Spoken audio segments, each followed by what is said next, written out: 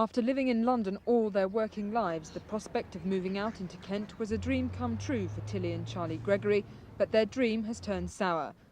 After their home in Faversham was bought by the North British Housing Association, the rent doubled to £43 a week. The Gregorys live on a combined pension of around £80 a week. The pensions go up for a couple about £8 something. The rent they put up, £10. That really pushed us further into the mire. If we'd have stayed in London, we could have bought our flat very cheap and moved where we liked, because we've been a tenant for nearly 40 years, as most of us are. Other tenants in the same position have been campaigning to get their rents lowered. The prospective parliamentary Labour candidate is involved in the fight.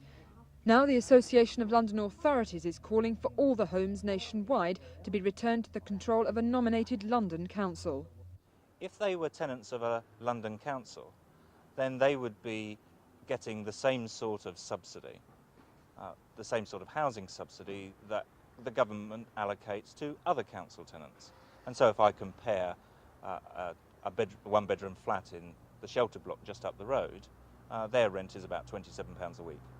The Housing Association, which bought all 3,500 homes for £21 million, says the rents are fair. These rent levels are set by the Independent Rent Officer Service, who take into account what they feel the rent of the property should be, listen to representations by a landlord and the tenant as well. And we charge similar rents to all our housing association tenants nationally. Labour's calling for a public inquiry into the sale of the GLC properties. The Gregorys say if they'd have known the rents were going to soar, they would never have left London. This is Sally Arthey in Kent for Thames News.